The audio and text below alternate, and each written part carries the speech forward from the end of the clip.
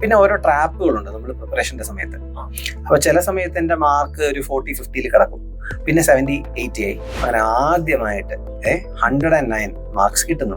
അപ്പോൾ ഭയങ്കര മോട്ടിവേഷൻ. ആ ഒരു മാർക്ക് കിട്ടിയപ്പോൾ ഭയങ്കരമായിട്ട് മോട്ടിവേറ്റഡ് ആയി. ഓക്കെ, അപ്പോൾ ദിസ് നമുക്ക് പറ്റുന്ന പരിപാടിയായത് എന്നൊന്ന് ഉറപ്പായല്ലോ. അപ്പോൾ ഇന്റർവ്യൂവിനെ പറ്റി പറയുമ്പോൾ നമുക്ക് യൂഷ്വലി അറിയാം, ഇന്റർവ്യൂവിന് പോയിട്ട് അവർ ചിലപ്പോൾ അബ്സേർഡ് ക്വസ്റ്റ്യൻ ചോദിക്കുന്ന പറഞ്ഞാൽ ഇന്റർവ്യൂവിന് പോകാത്ത ആൾക്കാർ വരെ പറഞ്ഞു വരുന്നുണ്ട്, വന്ന കാറിന്റെ നമ്പർ ഏതായിരുന്നു, അപ്പുറത്തെ വീട്ടിലെ നമ്പർ ഏതായിരുന്നു, അങ്ങനെ പല ക്വസ്റ്റ്യൻസ് ഉണ്ട്. 4th മെമ്പർ വന്നപ്പോഴേക്കും പുള്ളി നല്ല പ്രായമുള്ള മനുഷ്യനാണ്, വളരെ പ്രായമുള്ള മനുഷ്യനാണ്. അപ്പൊ പുള്ളി അവിടെ നിന്നിട്ട് ഇങ്ങനെ ആക്ഷൻ കാണിക്കുന്നുണ്ട്, എന്തോ വളരെ മെല്ലെ പറയുന്നു. അതായത് ഇന്റർവ്യൂ അറ്റൻഡ് ചെയ്തിട്ട് ലിസ്റ്റിലേക്ക് വരാൻ പറ്റാത്ത candidates, if there marks are very near to qualifying marks, അങ്ങനെയുള്ള കുറച്ച് ആൾക്കാരെ sports authority of India invite ചെയ്യും അവരുടെ ഒരു അസിസ്റ്റന്റ് ഡയറക്ടർ പോസ്റ്റിനായിട്ട്. ഇഫക്റ്റീവായിട്ട് വരുന്നത് കൂടുതൽ 1-to-1s എടുക്കുന്നതാണ്. എൻ്റെ 2 ഫ്രണ്ട്സ്, ഇൻഫാക്ട് എൻ്റെ ക്ലാസ്മേറ്റ്സ് 2 പേര്, ജീവ മറിയ ജോയും അതുപോലെ ഹരികൃഷ്ണനും. അല്ല, ഹരികൃഷ്ണനാണ് ആദ്യം സിവിൽ സർവീസിലേക്ക് വരുന്നത്. So welcome viewers, it's your host Govind Narayan. അപ്പം ഇതൊരു പോഡ്കാസ്റ്റ് സീരീസ് ആണ്, a legendary ace mentor special. അപ്പോൾ ഈ പോഡ്കാസ്റ്റ് സീരീസ് ശരിക്കും UPSCയുടെ ഒരു കവറേജ് തന്നെയാണ്. ആ ജേർണി UPSCയുടെ ജേർണിയാണ് ആസ് ഇൻ ടൈറ്റിൽ. അപ്പം UPSC is always A successful journey. അപ്പം അതിൽ നമുക്ക് എമിനന്റ് ആയിട്ടുള്ള മെന്റേഴ്സിനെ കാണാം, നല്ല സിവിൽ സർവൻസിനെ കാണാം, മറ്റ് പല ഡൊമൈൻസിലും ശോഭിച്ച ആൾക്കാരെ കാണാം. അപ്പം ഇവരെല്ലാം ഒരു ഓവർനൈറ്റ് സക്സസ് ആണ്, ഒരിക്കലും അല്ല. ഇവര് years and years of hard work and consistency കാഴ്ചവെച്ചിട്ടുള്ള ആൾക്കാർ. അപ്പം ഇവരുടെ കഥ, ഇവരുടെ ഒരു സ്റ്റോറി കേൾക്കുന്നതിലൂടെ നമ്മളെ പോലുള്ള ആൾക്കാർക്ക് കുറച്ചുകൂടെ നമ്മുടെ ലൈഫിലെ പെർഫോമൻസ് ഇംപ്രൂവ് ചെയ്യാൻ പറ്റും. അപ്പം do watch this video till the end. ഇതെല്ലാം പറഞ്ഞുകൊണ്ട് നമുക്ക് ഫസ്റ്റ് എപ്പിസോഡ് സ്റ്റാർട്ട് ചെയ്യാം. സോ വെൽക്കം വ്യൂവേഴ്സ്, നമ്മുടെ ഇന്നത്തെ ഗസ്റ്റ് നമ്മുടെ സ്വന്തം നിതിൻ ചക്രവർത്തി സാറാണ്. അപ്പം സാറിനെ പറ്റി പറയുകയാണെങ്കിൽ ഒരു റെസിലിയൻസിന്റെ ഒരു സിമ്പിളാണ്. അപ്പം സാധാരണ വേറൊരു കാര്യമുണ്ട്, സാധാരണ നമ്മുടെ ഇവിടുത്തെ ഒരു ട്രെൻഡ് എന്ന് വെച്ചാൽ ഡൽഹിയിലുള്ള ഫാക്കൽറ്റി ഇവിടെ വന്നാണ് പഠിക്കുന്നത്, പക്ഷെ സാർ അങ്ങോട്ട് പോയാണ് പഠിച്ചത്. അപ്പോൾ സാർ, നമുക്ക് സാറിന്റെ UPSC ജേർണിയിലെ കംപ്ലീറ്റ് ഡീറ്റെയിൽസ് അറിയണം. സാർ എങ്ങനെയാണ് തുടങ്ങിയത്, എങ്ങനെയായിരുന്നു ബാക്ക്ഗ്രൗണ്ട്? സ്കൂളിംഗ് ഒക്കെ തിരുവനന്തപുരത്ത് തന്നെയായിരുന്നു. പിന്നെ 10th വരെ ഒരു വളരെ ആവറേജ് ആയിട്ടൊരു കാൻഡിഡേറ്റ് ആണ്. കൂടുതലും ആർട്സിലൊക്കെ ആയിരുന്നു താല്പര്യം. സിവിൽ സർവീസ് ഒന്നും മനസ്സിലേ ഇല്ല, ഇൻഫാക്ട് അങ്ങനെയൊന്നും ചിന്തയില്ല. പിന്നെ 10th ആയപ്പോഴേക്കും അടുത്തൊരു അഡ്മിഷൻ വേണമല്ലോ നല്ല സ്കൂളിലേക്ക്. അപ്പൊ അവിടത്തേക്ക് പിന്നെ പഠിച്ചു. അങ്ങനെ ഒരു 86% ഉള്ളൂ 10th. അതിനുശേഷം +1 +2 അത് നന്നായിട്ട് പഠിച്ചു. അവിടെ ആ സമയത്ത് എന്നെ സിവിൽ സർവീസ്, പിൽക്കാലത്തെ സിവിൽ സർവീസിലേക്ക് വരാൻ വന്നതിന് ശേഷമൊക്കെ ഹെൽപ്പ് ചെയ്തൊരു ഫാക്ടർ എന്ന് പറയുന്നത്, ആ സമയത്ത് കുറച്ച് വായിക്കാൻ പറ്റി. 10th 12th വെക്കേഷൻ ഇച്ചിരി സമയം കിട്ടുമല്ലോ. ആ സമയത്ത് കഥാപുസ്തകങ്ങൾ, പഴയ നമ്മുടെ ഈ മലയാളം റൈറ്റേഴ്സിന്റെ തന്നെ പഴയ പുസ്തകങ്ങളൊക്കെ വായിച്ചു. അങ്ങനെയാണ് ഒരു വായനയുടെ ഒരു തുടക്കം. പിന്നെ അതിനുശേഷം എൻട്രൻസ് ക്വാളിഫൈ ചെയ്യുന്നു. CET-യിലാണ് എഞ്ചിനീയറിംഗ് കഴിയുന്നത്. CET-യിൽ എഞ്ചിനീയറിംഗിന് ശേഷം നെക്സ്റ്റ് അത് പാസ് ഔട്ട് ആയപ്പോഴേക്കും പ്ലേസ്ഡ് ആയി. പക്ഷേ IIT-യിൽ M.Tech ചെയ്യാൻ പറ്റി സ്ട്രക്ചറൽ എഞ്ചിനീയറിംഗിൽ.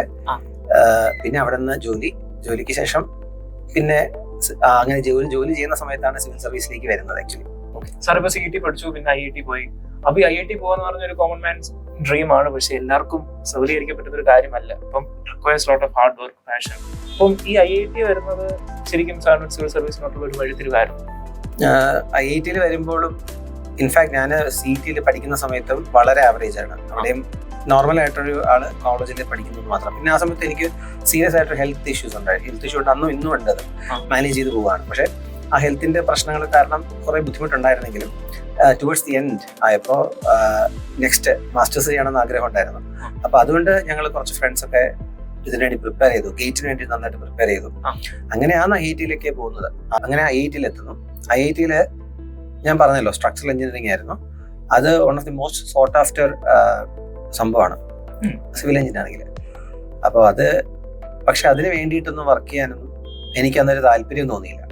അപ്പോൾ അന്നും ഞാൻ was not actually connected to civil engineering so much. അപ്പോൾ കരിയർ ചേഞ്ച് എന്നുള്ളൊരു അന്നും മനസ്സിലുള്ളൊരു കാര്യമാണ്. പക്ഷേ സിവിൽ സർവീസ് ഒന്നും പ്ലാൻ ഇല്ല. അങ്ങനെ ഞാൻ വർക്ക് ചെയ്യുന്ന സമയത്താണ് എൻ്റെ 2 ഫ്രണ്ട്സ്, ഇൻഫാക്ട് എൻ്റെ ക്ലാസ്മേറ്റ്സ് 2 പേര്, ജീവ മറിയ ജോയും അതുപോലെ ഹരികൃഷ്ണനും. അല്ല, ഹരികൃഷ്ണനാണ് ആദ്യം സിവിൽ സർവീസിലേക്ക് വരുന്നത്, റവന്യൂ സർവീസിലേക്ക്. എൻ്റെ ഒരു ക്ലാസ്മേറ്റ് ആണ്, CET-യിലായിരുന്നു. അവനിങ്ങനെ സർവീസിലേക്ക് വരുന്നു. അപ്പോൾ അത് വന്നപ്പോഴേക്ക് എനിക്കിങ്ങനെ ഓക്കെ കൊള്ളാമല്ലോ, ഇത് നല്ല പരിപാടി, ട്രൈ ചെയ്യാമല്ലോ എന്നൊക്കെ ഇങ്ങനെ ചിന്ത വന്നു. അങ്ങനെ അതിനെപ്പറ്റി ഞാൻ ജസ്റ്റ് ഒന്ന് അന്വേഷിച്ചു തുടങ്ങിയപ്പോൾ എൻ്റെ ഒരു friend Jeeva, in fact she is also my classmate and she also പുള്ളിക്കാരിയും സർവീസിലേക്ക് വന്നു, ഫോറിൻ സർവീസിലേക്ക് വന്നു. അപ്പൊ പിന്നെയാണ് അങ്ങനെയാണ് ഞാൻ ഇതിലേക്ക് ശരിക്കും വരുന്നത്, സിവിൽ സർവീസിലേക്ക്. സർ, സിവിൽ സർവീസിലോട്ട് വരുന്നത് അപ്പം ഏത് ഇയർ ആയിരുന്നു? അപ്പം എത്ര അറ്റംപ്റ്റ് ഒക്കെ ഉണ്ടായിരുന്നു? 2016 സിവിൽ സർവീസിലേക്ക് വരുന്നത്. ഫസ്റ്റ് പ്രിലിംസ് തന്നെ ക്ലിയർ ആയോ? ഫസ്റ്റ് പ്രിലിംസ് ക്ലിയർ ആയില്ല. വന്ന് ജോയിൻ ചെയ്ത് ഒരു 4-ാമത്തെ 5-ാമത്തെ മാസം എക്സാം വരികയാണ്. അപ്പൊ എനിക്കും അങ്ങനെ ഫസ്റ്റ് പ്രിലിംസ് കിട്ടണമെന്ന് ആഗ്രഹമുണ്ട്, അതിനുവേണ്ടി വർക്ക് ചെയ്യാൻ റെഡിയാണ്. പക്ഷെ ഉറപ്പില്ലല്ലോ. അപ്പൊ അന്നത്തെ എന്റെ പ്ലാൻ വെച്ചാൽ 1 വർഷം കൊടുക്കുക, കിട്ടിയില്ലെങ്കിൽ കളയുക, പോവുക. That was my idea. എല്ലാവർക്കും അങ്ങനെയാണ്. പ്രിപ്പറേഷൻ തുടങ്ങുമ്പോൾ എത്രയും പെട്ടെന്ന് കിട്ടി പോവുക എന്നുള്ളത്. അങ്ങനെ വന്ന് പഠിച്ചു തുടങ്ങിയപ്പോഴേക്കും വിചാരിക്കുന്ന പോലെ മാർക്കൊന്നുമില്ല. എനിക്ക് കോൺഫിഡൻസ് കുറഞ്ഞു. സ്വാഭാവികമായിട്ടും എല്ലാവർക്കും വരുന്ന പ്രശ്നങ്ങളാണ്. എനിക്കും കോൺഫിഡൻസ് കുറഞ്ഞപ്പോ ഞാൻ കമ്പാരിസൺ തുടങ്ങി. എന്നെ പറ്റി ഇത് ഞാൻ പറ്റുന്ന കാര്യമാണ്. എനിക്ക് എല്ലാവരും ഭയങ്കര കോമ്പീറ്റന്റാ. എൻ്റെ കൂടെയുള്ള ആൾക്കാരൊക്കെ 100+ മാർക്ക് മേടിക്കുന്നുണ്ട്, 110 ഒക്കെ ഉണ്ട്. എനിക്കപ്പോൾ 27-30 ഒക്കെ ഉള്ളൂ. അപ്പൊ ഞാനിങ്ങനെ സെൽഫ് ഡൗട്ട് ഉണ്ടായിരുന്നു ആ സമയത്ത്, പറ്റുമോ എന്ന് തുടങ്ങിയ സമയത്ത്. അപ്പൊ എന്റെ ഒപ്പം തന്നെ ജോയിൻ ചെയ്ത എന്റെ ബാച്ചിലർ സ്റ്റുഡൻസ് ഉണ്ടല്ലോ, അവരിലും കുറച്ചു പേർക്ക് ഇത് തന്നെയാണ് മാർക്ക്. അപ്പൊ എനിക്ക് അങ്ങനെ ഒന്ന് സമാധാനമുണ്ട്. ഓക്കെ, എന്റെ കൂടെയുള്ള ആൾക്കാർ, എന്നെ പോലെ ജോയിൻ ചെയ്ത ആൾക്കാരിൽ മാർക്ക് കുറഞ്ഞവരും ഉണ്ടല്ലോ. പക്ഷെ ഞാൻ അപ്പൊ ഐഡന്റിഫൈ ചെയ്തൊരു കാര്യമുണ്ട്. അന്ന് മാർക്ക് കിട്ടിയിരുന്ന ആൾക്കാരൊക്കെ ഓൾറെഡി പ്രിപ്പയർഡ് ആയിട്ടുള്ള ആൾക്കാരും ഓൾറെഡി സർവീസ് ബെറ്റർ ആക്കാൻ വേണ്ടി പ്രിപ്പറേഷൻ നടത്തുന്ന ആൾക്കാരും ഒക്കെ ഉണ്ട്. അപ്പൊ അതെനിക്കൊരു സമാധാനമായി. അങ്ങനെ ഇരിക്കെ മോഡേൺ ഇന്ത്യയുടെ ഒരു ടെസ്റ്റ് വന്നു, നമ്മുടെ സ്പെക്ട്രത്തിന്റെ ഒരു ടെസ്റ്റ്. അപ്പൊ ഞങ്ങളെ ഫ്രണ്ട്സ് തമ്മിൽ ചെറിയൊരു മത്സരം ഉണ്ടായിരുന്നേ. നമ്മൾ ബെറ്റ് വെക്കും, ഇന്ന് ഇത്രയും ഞാൻ തീർക്കും, നാളെ ഞാൻ ഇത്രയും തീർക്കും എന്നൊക്കെ ബെറ്റ് വെക്കും. അങ്ങനെ വന്ന് സ്പെക്ട്രം വായിച്ച് ചുമ്മാ മത്സരിക്കാൻ വേണ്ടി സ്പെക്ട്രം വായിച്ച് എഴുതി. അങ്ങനെ ആദ്യമായിട്ട് 109 മാർക്സ് കിട്ടുന്നു. അപ്പൊ ഭയങ്കര മോട്ടിവേറ്റ്. ആ ഒരു മാർക്ക് കിട്ടിയപ്പോൾ ഭയങ്കരമായിട്ട് മോട്ടിവേറ്റഡ് ആയി. ഓക്കെ, അപ്പൊ നമുക്ക് പറ്റുന്ന പരിപാടിയായത് എന്നൊന്ന് ഉറപ്പായല്ലോ. അതിനുശേഷം പിന്നെയും അപ്സ് ആൻഡ് ഡൗൺസ് ഉണ്ട്. ഒബ്വിയസ്ലി 40s വരുന്നുണ്ട്, 50, 70, 80. പിന്നെ ഓരോ ട്രാപ്പുകളുണ്ട് നമ്മൾ പ്രിപ്പറേഷന്റെ സമയത്ത്. അപ്പൊ ചില സമയത്ത് എന്റെ മാർക്ക് ഒരു 40-50 കിടക്കും, പിന്നെ 70-80 ആയി, പിന്നെ 90 ആയി. ഇതൊക്കെ ഓരോ പീരീഡ് ഓഫ് 5 to 6 months ആണ്. അങ്ങനെ എക്സാം എടുക്കാറായപ്പോൾ മാർക്ക് ഏകദേശം 90-100 റേഞ്ചിലൊക്കെ വന്നു. അപ്പോൾ ആ സമയത്ത് വിഷന്റെ ഓപ്പൺ ടെസ്റ്റ് ഉണ്ട്. അപ്പൊ നമ്മൾ ഈ ഓപ്പൺ ടെസ്റ്റ് ചെയ്യുമ്പോൾ അതിൽ ഏകദേശം നമ്മുടെ ഫെയ്റ്റ് അറിയാൻ പറ്റുന്നുള്ളൊരു കാഴ്ചപ്പാടൊന്നുണ്ടായിരുന്നു. അപ്പൊ അന്ന് വിഷന്റെ ടെസ്റ്റ് എഴുതുമ്പോൾ 90 ഒക്കെ വന്നു. ഇന്നത്തെ പോലെ അല്ല അന്നത്തെ പരീക്ഷ, കുറച്ച് ഡിഫറെന്റ് ആണ്. അപ്പോൾ 2016 എക്സാം എഴുതിയപ്പോൾ 90+ ഒക്കെ വന്നു. അപ്പൊ ഞാനും വിചാരിച്ചു ഇത്തവണ കിട്ടുമായിരിക്കും എന്നുള്ള ചിന്തയിലാണ് എക്സാമിനെ അപ്രോച്ച് ചെയ്യുന്നത്. 5 മാസമായിട്ടുള്ളൂ, പക്ഷെ കിട്ടിയില്ല. അപ്പോൾ അന്ന് കട്ട് ഓഫ് 115 116 ഉണ്ടായിരുന്നു കട്ട് ഓഫ്. അന്ന് കറണ്ട് അഫയേഴ്സ് ഒത്തിരി വന്നൊരു വർഷമാണ് 2016. പിന്നെ 2017 വരുമ്പോഴേക്കും ഒരു ഫുൾ അറ്റംപ്റ്റ് ആയിരുന്നു, ഫുൾ ഓൺ അറ്റംപ്റ്റ്. അത് ഞാൻ നന്നായിട്ട് ചെയ്തു. 1 year കംപ്ലീറ്റ് നന്നായിട്ട് പഠിച്ചു. The best attempt I had 2017 attempt. അത് നന്നായിട്ട് ഞാൻ വർക്ക് ചെയ്തിട്ടുണ്ട്. ഇൻഫാക്ട് ആ വട്ടം മെയിൻസ് എഴുതാൻ പറ്റി, പ്രിലിംസ് ക്വാളിഫൈ ചെയ്യുന്നു. നല്ല ഒരു കട്ട് ഓഫില് 145 + 150 അടുത്ത കട്ട് ഓഫില് എനിക്ക് ക്വാളിഫൈ പറ്റി. പക്ഷെ ഇടയ്ക്കൊരു മെയിൻസിന് ഇടയ്ക്കൊരു ഹെൽത്ത് എമർജൻസി വന്നിട്ട് എനിക്ക് നിർത്തേണ്ടി വന്നിട്ടുണ്ട്. അപ്പൊ കംപ്ലീറ്റ് ചെയ്യാൻ പറ്റിയില്ല പേപ്പർ. അന്ന് മലയാളം ഓപ്ഷണൽ മലയാളമാണ്. അതിന്റെ മലയാളം പേപ്പർ 2 ആണ് കംപ്ലീറ്റ് ചെയ്യാൻ പറ്റുക. അതുവരെ നല്ല സ്ട്രിക്കിൽ പോയതാ. അപ്പൊ അങ്ങനെ അത് മിസ്സായി. 2019 വന്നപ്പോ ആണ് ഞാൻ ഇന്റർവ്യൂ പോകുന്നത്. സാർ, അപ്പൊ ആ ഒരു ഇൻസിഡന്റ് സാറിന് ശരിക്കും എങ്ങനെയാണ് ഇമ്പാക്ട് ചെയ്തത്? അടുത്ത വർഷം ഒരു പ്രിപ്പറേഷൻ ഒബ്വിയസ്ലി ഒരു ഭയങ്കര ഇമ്പാക്ട്ഫുൾ മൊമെന്റ് ഇൻ ലൈഫ് അല്ലേ? ഭയങ്കര ഇമ്പാക്ട് ആണ്. ഭയങ്കര ഇമ്പാക്ട് എന്ന് പറഞ്ഞാല് ഞാൻ ആകെ വിഷമിച്ചു വെച്ചാല് എല്ലാവർക്കും, ഇൻഫാക്ട് അക്കാഡമിയിലുള്ള അധ്യാപകർക്കും വലിയ പ്രതീക്ഷ ഉണ്ടായിരുന്നു സർവീസിലേക്ക് പോകുന്ന ആ വർഷം തന്നെ. പക്ഷേ ഈ പറയുന്ന എക്സാം പറ്റിയില്ലല്ലോ. GS മാർക്ക് ഉണ്ടായിരുന്നു, നല്ല മാർക്ക് ഉണ്ടായിരുന്നു. ഇൻഫാക്ട് മലയാളത്തിന്റെ ഓപ്ഷണൽ പേപ്പറിന്റെ ആദ്യത്തെ ഒരു 7 അനോട്ടേഷൻ ക്വസ്റ്റ്യൻസ് ഉണ്ടല്ലോ, അത് എഴുതുമ്പോൾ തന്നെ ഒരു 7 ആവറേജ് മാർക്ക് ഉണ്ടായിരുന്നു. സ്റ്റിൽ എനിക്ക് ഉറപ്പായിരുന്നു എഴുതി കഴിഞ്ഞ പേപ്പർ നമ്മൾ ആകെ ഒരു 5-6 ക്വസ്റ്റ്യൻ എഴുതി കഴിഞ്ഞ് ഇറങ്ങിക്കഴിഞ്ഞാൽ മാർക്ക് കിട്ടില്ലല്ലോ, എന്തായാലും ക്വാളിഫൈ ചെയ്യില്ല. അപ്പൊ ആ ഗെയിമിൽ നോട്ടായെന്ന് മനസ്സിലായി. ഡിപ്രസ്ഡായി, നല്ല രീതിയിൽ ഡിപ്രസ്ഡായി. ചിലപ്പോൾ ഇതിന്റെ ഈ ഒരു ജേർണിയിൽ ഇപ്പൊ സാർ ഒബ്വിയസ്ലി ഒരു മെന്ററാണ്. ഇങ്ങനത്തെ ജേർണി പോകുന്ന പലരെയും സാർ ഹെൽപ്പ് ചെയ്യും. അപ്പം സാറിനെ ആ ഒരു സമയത്ത് മോട്ടിവേറ്റ് ചെയ്യാനും ഹെൽപ്പ് ചെയ്യാനും സാറിന്റെ ലൈഫിൽ ഒരു മെന്ററോ അല്ലെങ്കിൽ അങ്ങനെ ആരെങ്കിലും ഉണ്ടായിരുന്നു? 2017 പ്രിപ്പറേഷന്റെ സമയത്ത് അന്ന് മെന്റർഷിപ്പ് എന്ന് പറഞ്ഞൊരു ഐഡിയ ഇല്ല. അന്ന് നമുക്ക് നമ്മുടെ സീനിയേഴ്സിനോട് ചോദിച്ച് പഠിക്കാനേ പറ്റും. അപ്പൊ എല്ലാവരും ഇങ്ങനെ ഒരാൾക്ക് വേണ്ടി ടൈം സ്പെൻഡ് ചെയ്യുന്ന പരിപാടിയൊന്നും ഇല്ല. അപ്പൊ എൻ്റെ ഒരു ഫ്രണ്ട് ഉണ്ട്, ചേട്ടൻ ഓൾറെഡി 3-4 ഇന്റർവ്യൂ പോയൊരു വ്യക്തിയാണ്. ഓൾറെഡി കസ്റ്റം സർവീസിലാണ്. പുള്ളി വീണ്ടും സിവിൽ സർവീസിലേക്ക് വരാൻ വേണ്ടിയിട്ട് ഇമ്പ്രൂവ് ചെയ്യാനായിട്ട് IAS ആയിരുന്നു പുള്ളിയുടെ താല്പര്യം. സോ അതിന് വേണ്ടി പുള്ളി പ്രിപ്പയർ ചെയ്യാൻ വന്ന ലീവ് ഒക്കെ എടുത്തിട്ട് പുള്ളി എന്നെ ശരിക്കും നന്നായിട്ട് ഹെൽപ്പ് ചെയ്തു ആസ് എ മെന്റർ. അപ്പൊ പുള്ളിയുടെ ഗൈഡൻസിലാണ് ഞാൻ മെയിൻസ് പ്രിപ്പറേഷൻ നടത്തുന്നത് and it was very effective. അതുകൊണ്ടാണ് എനിക്ക് ആ മാർക്ക് 2017 നന്നായിട്ട് ചെയ്യാൻ പറ്റിയത്. പക്ഷെ പുള്ളി 2018 മരിച്ചുപോയി. പുള്ളി ഒരു ആക്സിഡന്റിൽ ഒരു ഫ്ലാറ്റിന്റെ 11th ഫ്ലോറിൽ നിന്ന് വീണ് മരിച്ചുപോയതാണ്. അപ്പൊ അങ്ങനെ ഒരു ഇൻസിഡന്റ് ഉണ്ട്. ആൻഡ് 2017 എക്സാം എഴുതി പരാജയപ്പെടുന്നുണ്ടല്ലോ. ആ സമയത്ത് എൻ്റെ അച്ഛൻ വളരെ ഹെൽപ്പ് ചെയ്തിരുന്നു. പിന്നെ എൻ്റെ ഫ്രണ്ട്സ് അവരും നന്നായിട്ട് ഹെൽപ്പ് ചെയ്ത് സപ്പോർട്ടായിരുന്നു. നല്ല സപ്പോർട്ട് സിസ്റ്റം ഉണ്ടായിരുന്നു. വീട്ടിൽ നിന്ന് നല്ല രീതിയിൽ സപ്പോർട്ട് കിട്ടിയിട്ടുണ്ട് പഠിക്കാൻ. ചിലപ്പോൾ ചില സ്റ്റുഡൻസിനെ നമ്മൾ കണ്ടിട്ടുണ്ട്, അവർക്ക് ഇനി വേണ്ട അടുത്ത ജോലിക്ക് പോകുന്ന പറയുന്ന പുഷ് ചെയ്യുന്നൊരു പ്രവണത അത് എൻ്റെ വീട്ടിൽ നിന്നും ഉണ്ടായിട്ടില്ല. ഓക്കെ, ഇവിടെ വരെ വന്നല്ലോ, ഇനി എന്തായാലും പഠിക്കുക എന്നുള്ളൊരു നല്ല രീതിയിലുള്ള സപ്പോർട്ട്, ഫിനാൻഷ്യൽ സപ്പോർട്ട് ഉണ്ടായിരുന്നു. ബാക്കി എല്ലാ തരത്തിലുള്ള സപ്പോർട്ട് ഉണ്ടായിരുന്നു. ഇൻഫാക്ട് അച്ഛന് വലിയൊരു ആഗ്രഹമുണ്ട് ഇത് ചെയ്യണമെന്ന്. അപ്പോൾ അച്ഛൻ പണ്ട് 2005, 2006, 2007, 2008 ആ കാലഘട്ടങ്ങളിലൊക്കെ ഈ വളരെ ചീപ്പായിട്ടുള്ള റേറ്റിന്, അതായത് 500 രൂപയ്ക്കൊക്കെ ഒരു വർഷം നീണ്ടു നിൽക്കുന്ന സിവിൽ സർവീസിന്റെ കോച്ചിങ് നിർധനരായ കുട്ടികൾക്ക് കൊടുക്കാനായിട്ട് ഈ താല്പര്യപ്പെടുന്ന ആൾക്കാരെ കണക്ട് ചെയ്ത് ഒരു അക്കാഡമിയുമായിട്ടൊക്കെ ടൈപ്പ് ചെയ്ത് കൊണ്ടുപോകുന്ന ഒരു പരിപാടി ഞാൻ കണ്ടിട്ടുണ്ട്. അതായത് ഫിനാൻഷ്യൽ ബെനിഫിറ്റ് ഒന്നും ഇല്ല അതിനകത്ത്, ജസ്റ്റ് അതിൽ നിന്ന് വരുന്ന ആൾക്കാര് സൊസൈറ്റി നന്നാവണം എന്നുള്ള ചിന്തയിലാണ് ചെയ്തത്. അങ്ങനെ അതില് നമുക്ക് ഏകദേശം 700ഓളം കുട്ടികൾ അന്ന് എന്ത് ചെയ്തു, ഈ പറയുന്ന സിവിൽ സർവീസ് 500 രൂപയ്ക്ക് പഠിച്ചു. അതിൽ 10-14 പേര് ഇപ്പോൾ സർവീസിലുണ്ട്. റീസെന്റ് ആയിട്ട് ഒരാൾ അങ്ങനെ സർവീസിൽ കയറിയിട്ടുണ്ട് കഴിഞ്ഞ വർഷം. അപ്പൊ ഞാൻ പറഞ്ഞു തരുന്നത്, അപ്പൊ അതൊക്കെ നമ്മൾ കാണുന്നുണ്ട്. അപ്പൊ അങ്ങനെ നോക്കുവാണെങ്കിൽ ഒബ്വിയസ്ലി അച്ഛൻ ഇങ്ങനെ എന്നെ പുഷ് ചെയ്യല്ലോ. അച്ഛൻ അങ്ങനെ ഒരു പാഷൻ ഉണ്ട്, ഡെഫിനറ്റ്ലി എന്നെയും പുഷ് ചെയ്തിട്ടുണ്ട്. അപ്പൊ ഞാൻ അങ്ങനെയും കൂടിയാണ് പിന്നെയും കൺസിസ്റ്റന്റ് ആയിട്ട് അതിലേക്ക് വരുന്നത്. സാർ, ഇപ്പൊ നമ്മുടെ മെയിൻസ് പറഞ്ഞു, അപ്പൊ ഇന്റർവ്യൂവിനെ പറ്റി പറയുമ്പോൾ നമുക്ക് യൂഷ്വലി അറിയാം, ഇന്റർവ്യൂവിന് പോയിട്ട് അവർ ചിലപ്പോൾ അബ്സേർഡ് ക്വസ്റ്റ്യൻ ചോദിക്കുന്ന ഇന്റർവ്യൂവിന് പോകാത്ത ആൾക്കാർ വരെ പറഞ്ഞു വരുന്നുണ്ട്, വന്ന കാറിന്റെ നമ്പർ ഏതായിരുന്നു, അപ്പുറത്തെ വീട്ടിലെ നമ്പർ ഏതായിരുന്നു, അങ്ങനെ പല ക്വസ്റ്റ്യൻസും ഉണ്ട്. അപ്പൊ സാർ റിയലി ഇന്റർവ്യൂവിൽ പോയൊരു കാൻഡിഡേറ്റ് ആണ്. അപ്പൊ സാറിന്റെ ഒരു ഇന്റർവ്യൂ എക്സ്പീരിയൻസ് എങ്ങനെയാണ്? സാർ ടെൻഷൻ എങ്ങനെ മാനേജ് ചെയ്തത്, ആ ബോർഡിനെ എങ്ങനെ ഫേസ് ചെയ്തത്, അതിന്റെ കുറച്ച്. 2020 ഫെബ്രുവരിയിലാണ് എൻ്റെ ഇന്റർവ്യൂ.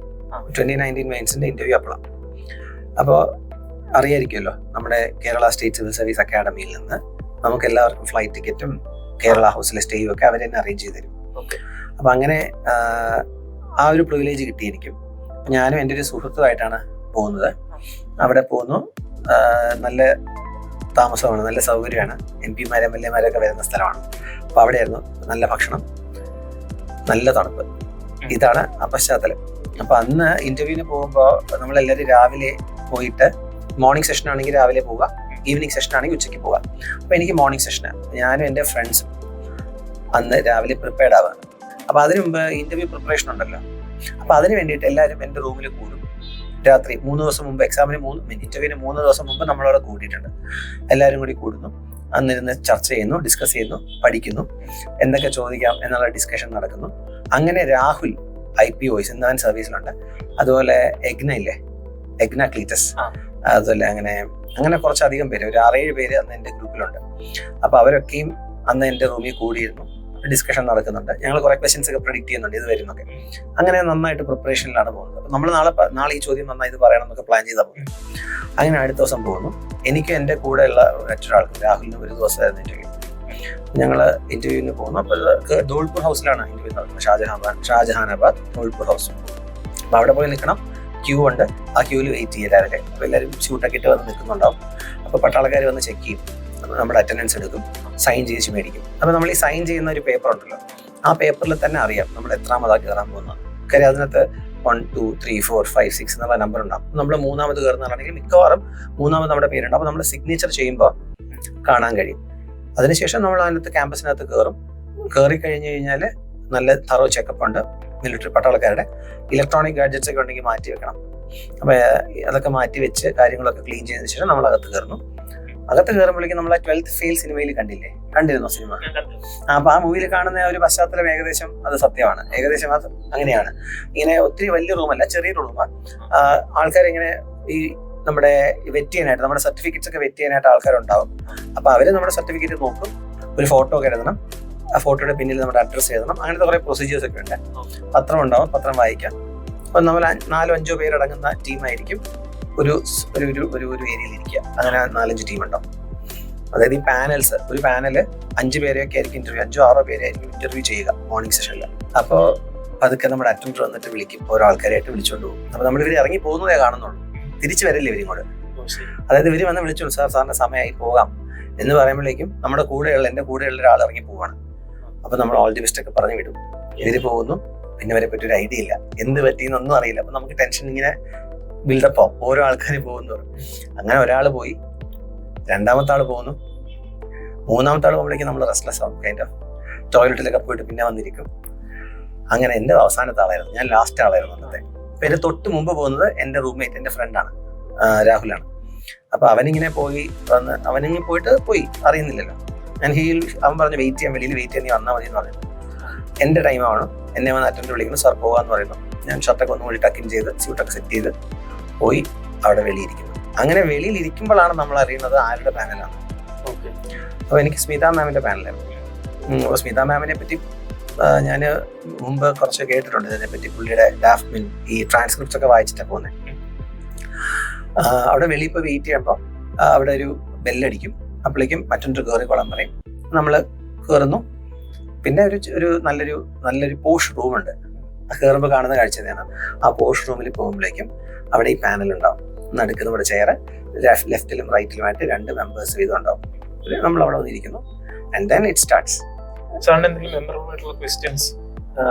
പറയാൻ ബുദ്ധിമുട്ടിയതെന്ന് പറയുമ്പോൾ first question is about my career and all. So അതൊക്കെ പറഞ്ഞു നന്നായിട്ട്. പിന്നെ ഇടയ്ക്കൊരു ക്വസ്റ്റ്യൻ ചോദിച്ചു റോഹിംഗ്യ ക്രൈസിസിനെ പറ്റിയും അതുപോലെ സിറ്റിസൺഷിപ്പ് അമെൻഡ്മെന്റ് ആക്ടിന്റെ ചോദ്യമൊക്കെ വന്നിരുന്നു.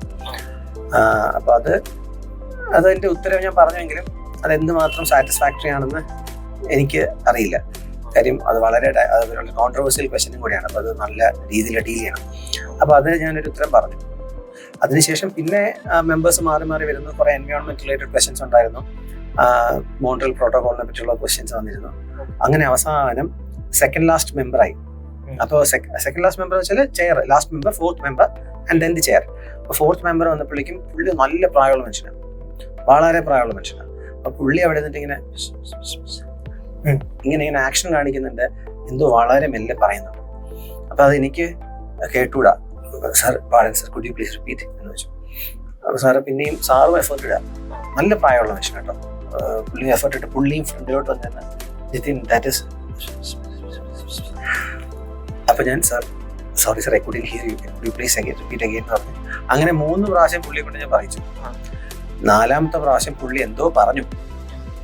അപ്പം ഞാൻ വിചാരിച്ചു ഇനി ചോദിക്കുന്ന നാണക്കേടാണല്ലോ, ഞാനത് ഉത്തരം പറയാമെന്ന് വിചാരിച്ചു. എനിക്ക് തോന്നിയ ചോദ്യം ഇതായിരിക്കും ചോദ്യം എന്ന് ഗസ് ചെയ്ത് ഞാൻ ഉത്തരം പറഞ്ഞു. അപ്പൊ അതിന് മുമ്പത്തെ മെമ്പർ എന്നോട് ചോദിച്ചത് ചൈന ഇന്ത്യ ഇഷ്യൂവിനെ പറ്റിയ IR. ആ സമയത്ത് ചൈനീസ് കപ്പലൊരെണ്ണം നമ്മുടെ ഇന്ത്യൻ വാട്ടേഴ്സിൽ വന്നിരുന്നു, അതിനെപ്പറ്റി അറിയാമോ എന്നൊക്കെയായിരുന്നു ചോദ്യം. And then he asked about the crucial resource we are lacking. അതാണ് അടുത്ത ക്വസ്റ്റ്യൻ. ആരുടെ? ഈ പറയുന്ന പ്രായമുള്ള മനുഷ്യന്റെ. അപ്പൊ പുള്ളി ഇതാണ് ചോദിക്കുന്നത്. അപ്പൊ ഞാനിങ്ങനെ വളരെ പണിപ്പെട്ട അവസാനം കേട്ട് മനസ്സിലാക്കിയത് ഇതാണ്. അപ്പൊ ഞാൻ പറഞ്ഞു സാർ, അത് ക്രൂഷ്യൽ റിസോഴ്സ് എന്ന് പറഞ്ഞാൽ യുറേനിയം നമുക്കൊരു ഇല്ലാത്ത സാധനമാണ്. It's very crucial to us. അപ്പൊ യുറേനിയം ഇല്ല, മറ്റു സംഗതികളുണ്ട്. അപ്പോൾ ഞാൻ പെട്ടെന്ന് അങ്ങോട്ട് പോവാ, കാരണം എന്താ, തൊട്ട് മുന്നത്തെ ക്വസ്റ്റ്യൻ ചൈനയാണല്ലോ. അപ്പൊ ഞാൻ അതൊക്കെ ഞാനങ്ങ് സങ്കല്പിച്ച് എന്നിട്ട് ഞാനത് പറഞ്ഞു. അപ്പം പുള്ളി പറഞ്ഞു no, it is not the answer, there is something else, some other thing. എന്നെ ഇങ്ങനെ പ്രോംപ്റ്റ് ചെയ്യാണ് ചിന്തിക്കാൻ. ഞാൻ ചിന്തിച്ചിട്ട് ഞാൻ അത് പറയുന്നു ഇത് പറയുന്നു, പുള്ളി ഉദ്ദേശിക്കുന്ന സാധനത്തിലേക്ക് എത്തണില്ല. പുള്ളി വശം പറഞ്ഞു ഇറ്റ് ഈസ് വാട്ടർ, വെള്ളം. അപ്പൊ ഞാൻ പറഞ്ഞു ശരിയാണല്ലോ, വെള്ളം ഒരു റിസോഴ്സ് ആണല്ലോ, ഇന്ത്യയുടെ ഏറ്റവും ക്രൂഷ്യൽ ആയിട്ടുള്ള റിസോഴ്സ് വെള്ളമാണ്, ദാറ്റ് ഇസ് കറക്റ്റ്. അപ്പൊ ഞാൻ yes sir it's correct. Sugar കെയിനിൽ നമ്മൾ വെള്ളം കയറ്റി വയ്ക്കുന്ന ഇഷ്യൂസിനെ പറ്റിയും ഇന്ത്യയുടെ മറ്റ് വാട്ടർ ക്രൈസിസിനെ പറ്റിയൊക്കെ ഞാനും പറഞ്ഞു. അപ്പൊ ഞാൻ ഇങ്ങനെ ഈ ഒരു കണ്ടന്റ് എടുത്ത് പറയാനുള്ള കാര്യം, ഇന്റർവ്യൂവിന് പോയിരിക്കുന്ന കാൻഡിഡേറ്റ്സ് ഒക്കെ അത് ശ്രദ്ധിക്കണം. നമ്മൾ ഇന്റർവ്യൂവിന് പോകുമ്പോൾ നമ്മൾ ഭയങ്കരമായിട്ട് വേറൊരു ലെവൽ ഓഫ് മൈൻഡ് സെറ്റിലായിരിക്കും ഇരിക്കുക. ഫസ്റ്റ് ഇന്റർവ്യൂവും കൂടി ആണെങ്കിൽ ഒരു ചെറിയൊരു പാനിക്കും ചെറിയൊരു ടെൻഷനും ഒക്കെ ഉണ്ടാവും. അപ്പൊ നമുക്ക് നല്ല രീതിയിൽ പ്രിപ്പയർ ആയിട്ടാണ് പോകുന്നതെങ്കിലും അത് പ്രശ്നമാകും പലപ്പോഴും. അപ്പൊ ഇദ്ദേഹം ചോദിച്ച ചോദ്യത്തിന് ഞാൻ ഇങ്ങനെ കണക്ട് ചെയ്യാനുള്ള കാരണം തൊട്ട് മുമ്പ് ചോദിച്ച ചോദ്യവുമായിട്ട് ഞാൻ ലിങ്ക് ചെയ്തിട്ടുണ്ട്. ഇതെല്ലാം സെപ്പറേറ്റ് ആൾക്കാരാണ്, അവർക്ക് ഇൻഡിവിജ്വൽ ക്വസ്റ്റ്യൻസ് ആണ് ചോദിക്കുന്നത്. കഴിഞ്ഞ ക്വസ്റ്റ്യനിൽ നിന്ന് ലിങ്ക്സ് ഒന്നും ഉണ്ടാവണമെന്നില്ല അടുത്ത ക്വസ്റ്റ്യൻസ്. നമ്മുടെ ആ പാനിക് സ്റ്റേറ്റിൽ നമ്മൾ ചിലപ്പോൾ ഇതൊന്നും ഐഡന്റിഫൈ ചെയ്യില്ല. മാത്രമല്ല ഇവർ പതുക്കെ ചോദിച്ചാലും എൻ്റെ റെസ്പോൺസിബിലിറ്റിയാണ് അത് ക്ലാരിറ്റി വരുത്തിയതിന് ശേഷം ആൻസർ ചെയ്യാന്നുള്ളത്. ഇതൊക്കെ ഞാൻ വരുത്തിയ പ്രശ്നങ്ങൾ ആയിട്ട് എനിക്ക് ഇന്ന് തോന്നുന്ന കാര്യങ്ങൾ. അപ്പോൾ എൻ്റെ ഇന്റർവ്യൂ ഗൈഡൻസ് വരുന്ന കാൻഡിഡേറ്റ്സിനോട് ഇത് കൃത്യമായിട്ട് പറഞ്ഞു കൊടുക്കുകയും എന്താണ് ഒരു ഓഫീസർ ലൈക്ക് ക്വാളിറ്റി എന്ന് പറയുകയൊക്കെ ചെയ്യുന്നുണ്ട്. അപ്പോൾ എനിക്ക് മനസ്സിലായ മറ്റൊരു കാര്യം, നമ്മൾ ഇന്റർവ്യൂ കൊടുക്കുമ്പോൾ ഒരിക്കലും സബ്മിസീവ് ടോണിൽ പോകാനും പാടില്ല. നമ്മളൊരു ഓഫീസർ ലൈക്ക് ക്വാളിറ്റി ആണെങ്കിൽ we have to speak like that. അതായത് ജാടയോ ഒന്നുമല്ല, അഹങ്കാരമോ ഒന്നുമല്ല, വളരെ കാഷ്വൽ ബട്ട് ഫോർമൽ. നമ്മളെക്കാളും പ്രായമുള്ള ആൾക്കാരാണ്, അവരോട് സംസാരിക്കുന്ന ഒരു ഫോർമാലിറ്റി ഇല്ലേ, എന്നാൽ ഒരു ഓഫീസറുടെ അതേ ഒരു മാനറിസത്തിൽ. So that is something which is needed for this interview. Sir, പക്ഷേ സാറിന്റെ സിറ്റുവേഷനിൽ പുള്ളിക്കാരൻ ഒബ്വിയസ്ലി ഹിയറിംഗ് സാർ ചോദിക്കുന്നുണ്ട്, പറയാൻ കമ്മ്യൂണിക്കേറ്റ് ചെയ്യാൻ പുള്ളിക്കാരൻ ഇന്റർവ്യൂവറിന് കുറച്ച് പ്രശ്നമാണ്. സാർ ഒന്നുകൂടി ഈ സിറ്റുവേഷൻ കിട്ടുവാണ്, സാർ എന്തോ ഡിഫറെന്റ് ആയിട്ട് ചെയ്യാൻ അങ്ങനത്തെ ഒരു സിറ്റുവേഷൻ ഞാൻ ടൈം ട്രാവൽ ചെയ്യാം, ബാക്കി പോകാം, ഒന്നുകൂടെ ഒരു സിറ്റുവേഷൻ തോന്നുന്നത് സാർ അതിനെ എങ്ങനെ handle? If I had this opportunity to go back in time, the answer to the first question would be totally different. First question was about Citizenship Amendment Act. So that is അന്നും ഇന്നും ഒരു വളരെ വളരെ വളരെ മൈൽഡായിട്ട് വളരെ സൂക്ഷിച്ച് handle ചെയ്യേണ്ട ഒരു ക്വസ്റ്റ്യൻ ആണ്. സോ ആ ക്വസ്റ്റ്യൻ ഞാൻ ഇന്ന് വളരെ നന്നായിട്ട് ഒരു പക്ഷേ ആൻസർ ചെയ്യുമായിരുന്നു. I have this answer now. പിന്നെ രണ്ടാമത്തെ കാര്യം, അബൌട്ട് ദിസ് പർട്ടിക്കുലർ കോണ്ടെക്സ്റ്റ് വേറെ പുള്ളിയുടെ ശബ്ദം കുറവാണെങ്കിൽ ഞാനത് ഉറപ്പായിട്ടും ക്ലാരിഫൈ ചെയ്യും. Sir, I'm very sorry I couldn't hear you. Could you please repeat it again? എന്ന് ചോദിച്ച് ഞാനത് ക്ലാരിഫൈ ചെയ്യും. And the same thing happened recently. ഇപ്പൊ ഇന്നലെ ഞാൻ എൻ്റെ ഒരു ഇന്റർവ്യൂ കാൻഡിഡേറ്റുമായിട്ട് സംസാരിച്ചപ്പോൾ ഞാൻ അവനോട് പറഞ്ഞിരുന്നു, ഇന്റർവ്യൂവിന് പോകുന്നതിന് മുമ്പ് എൻ്റെ ഇൻസിഡന്റ് ഒക്കെ പറഞ്ഞിട്ട് ഇതൊക്കെ നമ്മൾ ശ്രദ്ധിച്ച് ഓരോ കാര്യങ്ങളും കേട്ട് പോകണമെന്ന് പറഞ്ഞിട്ടുണ്ടായിരുന്നു. Same thing repeated. അപ്പോൾ ഇന്ന് മെനിങ്ങാന്ന് ലാസ്റ്റ് ഡേ ആളുടെ ഇന്റർവ്യൂവിന് ഇതുപോലൊരു ഇൻസിഡന്റ് ഉണ്ടായി. അപ്പോൾ അവൻ ഇന്റർവ്യൂ കഴിഞ്ഞിട്ട് എന്നെ വിളിച്ച് പറഞ്ഞു, സാറ് പറഞ്ഞതുകൊണ്ട് ഞാനത് ഹാൻഡിൽ ചെയ്തു. പുള്ളി പറഞ്ഞൊന്നും കേട്ടുകൂടായിരുന്നു, ഫീബിൾ വോയിസ് ആയിരുന്നു. ഞാൻ 3-4 വട്ടം ചോദിച്ച് കൃത്യം കാര്യം മനസ്സിലാക്കിയിട്ടാണ് പോയതെന്ന്. സോ ഞാൻ ഒരാൾ മാത്രമല്ല, ഇത് പലർക്കും ഇത് പറ്റുന്നുണ്ട്. സർ, അപ്പം 2019 അറ്റംപ്റ്റ് ഇന്റർവ്യൂ അത് ഒബ്വിയസ്ലി റിയലി ക്രൂഷ്യൽ ആർക്കാണെങ്കിലും. പക്ഷേ പ്രിലിംസിന് ആ സമയത്ത് 145+, പിന്നെ മെയിൻസിലോട്ട് വരുമ്പോൾ തന്നെ എസ്ഐക്ക് ടോപ്പ് ചെയ്യുന്നു, മലയാളം ഓപ്ഷണലിന് ഏറ്റവും ഹൈ സ്കോർസ്. അപ്പം ഇന്റർവ്യൂവിൽ ഈ ഒരു ഇൻസിഡന്റ് സംഭവിച്ചപ്പോൾ how did it boil down to the results? Malayalam ഓപ്ഷണലിന് ഹയസ്റ്റ് സ്കോർസ് അല്ല, 2017 സാധ്യത. 2019 വരുമ്പോഴേക്കും മലയാളത്തിന് നല്ല മാർക്ക് ഉണ്ടായിരുന്നു. ടോപ്പർ മാർക്കല്ല, പക്ഷെ നല്ല മാർക്കായിരുന്നു, very near to that marks ആയിരുന്നു. GS നല്ല മാർക്ക് ഉണ്ടായിരുന്നു 2017. 19 GS എനിക്ക് 2017 കിട്ടിയതിന് ഏകദേശം ഈക്വൽ മാർക്കാണ് വരുന്നത്. എനിക്ക് അവിടെ ഏറ്റവും ബുദ്ധിമുട്ടായി വന്നത് ഇന്റർവ്യൂവിന്റെ മാർക്കാണ്. 135 ഉണ്ടായിരുന്നു. ഇൻഫാക്ട് അവരൊരു ആവറേജ് മാർക്ക് തന്നാൽ പോലും അവിടെ ഈസിലി ബേസിക് അതായത് ഒരു 2-3 മാർക്ക് മാറിയാൽ പോലും ഞാൻ സർവീസിൽ കയറുമായിരുന്നു. ഇന്റർവ്യൂവിന് ഒരു 3 മാർക്ക് 4 മാർക്ക് എക്സ്ട്രാ കിട്ടിയാൽ പോലും സർവീസിലേക്ക് വരാമായിരുന്നു. സർ, ഇന്റർവ്യൂവിന് ഇപ്പം 135 കിട്ടിയുള്ളപ്പം ഒബിയസ്ലി ആര് പോയാലും കുറെ മോക്ക് ഇന്റർവ്യൂസ് എടുത്തിട്ടായിരിക്കും പോകുന്ന ഇന്റർവ്യൂ. സാറിന്റെ ഒരു മോക്ക് ഇന്റർവ്യൂ എക്സ്പീരിയൻസ് എന്തായിരുന്നു? ഞാനും മോക്ക് എടുത്തു. ഞാൻ ഇവിടുത്തെ ലീഡിങ് അക്കാഡമീസിലൊക്കെ മോക്ക് എടുത്തായിരുന്നു. അപ്പോൾ മോക്ക് എടുക്കുന്ന സമയത്തൊക്കെ ഫീഡ്ബാക്ക് വാസ് റിയലി ഗുഡ്. എന്നോട് വളരെ നല്ല ഫീഡ്ബാക്ക് അവർ പറഞ്ഞത്. അപ്പോൾ ഒരാളുടെ ഒരു ഫീഡ്ബാക്കിൽ പ്രശ്നങ്ങൾ ഉണ്ടെന്ന് പറഞ്ഞു, അത് റെക്ടിഫൈ ചെയ്യാനും ഞാൻ ശ്രമിച്ചു, റെക്ടിഫൈ ചെയ്യുകയും ചെയ്തു. പിന്നെ എടുത്ത മോക്സ് ബെറ്റർ ആയിരുന്നു. അപ്പോൾ അങ്ങനെയുള്ള മോക്ക് എടുക്കുമ്പോൾ എനിക്ക് മനസ്സിലായ കാര്യം, നമ്മുടെ ഇവിടുത്തെ മോക്കുകൾ ഒരിക്കലും 100% ആക്യുറേറ്റ് ആവണമെന്നില്ല. അതാണ് എനിക്ക് തോന്നുന്നത്. എന്നോട് പറഞ്ഞത് 206 ഒക്കെ എക്സ്പെക്ട് ചെയ്യാം, നല്ല പെർഫോമൻസ് ആണ്, ആർട്ടിക്കുലേഷൻ സ്കിൽ നല്ലതാണ് എന്നൊക്കെ പറഞ്ഞു. പക്ഷെ ശരിയാവണം എന്നില്ല. നമുക്ക് പലതും എന്താണ് ഒരാളുടെ പേഴ്സണൽ ഒപ്പീനിയൻ ആണല്ലോ, ഇറ്റ്സ് വെരി സബ്ജക്റ്റീവ് അല്ലേ. അപ്പോൾ ഇവിടെ നിന്ന് ഒരു ആള് അല്ലെങ്കിൽ ഇവിടെ വന്നിരിക്കുന്ന ഒരു പാനല് പറയുന്നത് നമ്മൾക്ക് എല്ലാ കാര്യങ്ങളും അതുപോലെ ബ്ലൈൻഡായിട്ട് വിശ്വസിക്കാനും ബുദ്ധിമുട്ടാണ്. അപ്പോൾ ഏറ്റവും നല്ലത്, ഞാൻ മോക്സ് എടുത്തതിന് ശേഷം എനിക്ക് കിട്ടിയ ഫീഡ്ബാക്ക് വളരെ നല്ല മാർക്കായിരുന്നു. പക്ഷെ അവിടെ പോയപ്പോൾ റിയാലിറ്റി വേറെ ആയിരുന്നല്ലോ. അപ്പൊ എനിക്കിപ്പോ തോന്നുന്നൊരു കാര്യം, നമ്മൾ കൂടുതൽ മോക്കുകൾ എടുക്കുന്നതിലും ഇഫക്റ്റീവായിട്ട് വരുന്നത് കൂടുതൽ 1-to-1s എടുക്കുന്നതാണ്. നമ്മള് തന്നെ സ്റ്റാഫും ഒക്കെ വെച്ച് ഒത്തിരി 1-to-1s എടുക്കണം. പീർ ഗ്രൂപ്പുമായിട്ട് ഇരുന്നിട്ടോ നമ്മുടെ മെന്ററുമായിട്ട് ഇരുന്നിട്ടോ ഒത്തിരി 1-to-1s എടുക്കുക. നല്ല രീതിയിൽ ഇന്റർവ്യൂ ഗൈഡൻസ് കൊടുക്കാൻ പറ്റുന്ന ആളുമായിട്ട് ഇരുന്നിട്ട് 1-to-1s എടുത്തു കഴിഞ്ഞാൽ നല്ല വ്യത്യാസം വരും. 1-to-1 എടുക്കുമ്പോൾ നമ്മുടെ ആൻസേഴ്സ് പോളിഷ്ഡ് ആവും, കണ്ടന്റ് നമുക്ക് നല്ല രീതിയിൽ ഉപയോഗിക്കാൻ പറ്റും, ആർട്ടിക്കുലേഷൻ പ്രശ്നങ്ങൾ മാറും, ഇതെല്ലാം അതുവഴി ശരിയാകും. പാനലിൽ പോയിരിക്കുമ്പോൾ നമുക്ക് ജസ്റ്റ് ആ മാനറിസംസ് മറ്റു കാര്യങ്ങളൊക്കെയാണ് കൂടുതലും കിട്ടുക. മറ്റതൊക്കെ സബ്ജക്റ്റീവാണ്. അപ്പോൾ ഇതായിരിക്കും എനിക്കിപ്പോൾ ഞാൻ ഇനിയൊരു ഇൻ്റർവ്യൂ പോവുകയാണെങ്കിൽ ചെയ്യാൻ പോകുന്ന കാര്യം ഇതായിരിക്കും. ഇതാണ് ഞാൻ നമ്മുടെ സ്റ്റുഡൻസിനോട് പറയുന്നത്, നിങ്ങൾ കൂടുതൽ 1-to-1 എടുക്കുക. സാർ അപ്പം നമ്മൾ 2017 തൊട്ട് തുടങ്ങി, ആ വർഷം സാർ കയറിയതേ ഉള്ളൂ. ഓക്കെ, അപ്പം ഒരു ഡിപ്രഷന് ശേഷം വീണ്ടും 19 നമ്മൾ വീണ്ടും പീക്ക് ചെയ്യുക, ഇന്റർവ്യൂ വരെ പോകുന്നു. ഇന്റർവ്യൂ കിട്ടാതാകുമ്പോൾ സാറിന് ഒരു കൊളിഷൻ പോലാണല്ലോ, പെട്ടെന്ന് നമുക്കൊരു റിയാലിറ്റി സെൻസ് ചെയ്യും, ഗ്രാവിറ്റി ഫീൽ ചെയ്യും. അപ്പൊ അതെങ്ങനെയാണ് സാർ ഇങ്ങോട്ട് ഹാൻഡിൽ ചെയ്യുന്നത്? ആ സമയത്ത് ടെൻഷൻ അടിക്കാൻ സമയം കിട്ടിയില്ല എന്നുള്ളത് സത്യം. കാരണം 2019 ഇന്റർവ്യൂ നടക്കുന്ന ദിവസത്തിന് 2-3 ദിവസം മുമ്പ് ഞാൻ ട്രിവാൻഡ്രത്ത് നിന്ന് ഫ്ലൈറ്റ് ബുക്ക് ചെയ്തിട്ടുണ്ട്. അന്ന് മോർണിംഗില് KAS എക്സാം ഉണ്ട്, പ്രിലിംസ്. അപ്പോൾ എനിക്കന്ന് പ്രിലിംസ് എഴുതണോ വേണ്ടേ, KAS കൊടുക്കണോ, ഇത് പ്രയോറിറ്റി ആണോ, സിവിൽ സർവീസ് മതിയല്ലോ, KASലേക്ക് പോകണോ എന്നൊക്കെ ഉള്ള കൺഫ്യൂഷൻസ് ഉണ്ട്.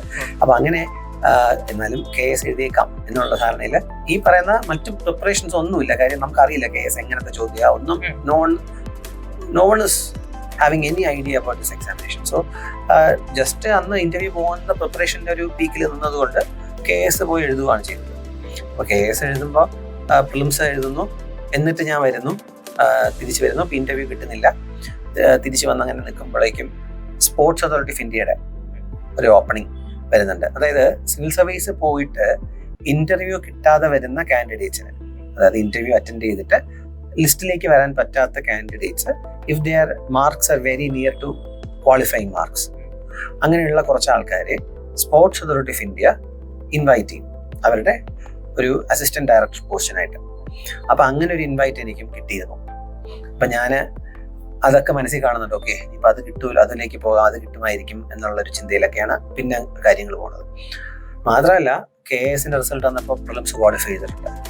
അപ്പോൾ മെയിൻസ് പ്രിപ്പയർ ചെയ്യണമോ അതോ അടുത്ത സിവിൽ സർവീസിന്റെ പ്രിപ്പറേഷനിലേക്ക് പോകണമോ എന്നുള്ള സംശയമാവുന്നു. ഈ സമയത്ത് കുറെ ഓപ്പർച്യൂണിറ്റീസ് ഇങ്ങനെ വരുന്നുണ്ട്. ആ സമയത്തേക്ക് ഞാൻ ചെറുതായിട്ട് പഠിപ്പിച്ചൊക്കെ തുടങ്ങി. അപ്പോൾ as A faculty subjects handle ചെയ്യാൻ തുടങ്ങിയപ്പോഴേക്കും അതിലും ശ്രദ്ധ മാറുന്നുണ്ട്. അതിൽ നല്ല സന്തോഷവും കിട്ടി തുടങ്ങി. ഫിനാൻഷ്യലി നല്ല രീതിയിൽ അതിൽ പെയ്ഡായി തുടങ്ങി. അപ്പോൾ അങ്ങനത്തെ കുറേ കാര്യങ്ങളൊക്കെ വന്നപ്പോഴേക്കും അതും ഒരു പ്രയോറിറ്റി ആയിട്ട് മാറി പതുക്കെ. പിന്നെ സ്പോർട്സ് അതോറിറ്റി ഓഫ് ഇന്ത്യയിൽ ഒരു കാര്യം ഉണ്ടായിരുന്നു. അന്ന് ആ സമയത്ത് നിതിൻ എന്ന് പറഞ്ഞൊരു ഫ്രണ്ട് ഉണ്ട്, എൻ്റെ ഒരു ഫ്രണ്ടാണ്. ഇൻഫാക്ട് എൻ്റെ ഒരു ഫ്രണ്ടിൻ്റെ ഫ്രണ്ടാണ്. അപ്പം അദ്ദേഹം സ്പോർട്സ് അതോറിറ്റി ഓഫ് ഇന്ത്യയിൽ ഓൾറെഡി കഴിഞ്ഞ ബാച്ചിൽ അസിസ്റ്റന്റ് ഡയറക്ടറായിട്ട് കയറിയതാണ്. അപ്പം അദ്ദേഹത്തെ വിളിച്ച് ഞാൻ സംസാരിച്ചിരുന്നു, എന്താ ചെയ്യേണ്ടത്, എങ്ങനെ പോകേണ്ടതെന്നൊക്കെ. പുള്ളിയുടെ ഇൻസൈറ്റ്സ് ഞാൻ എടുത്തു.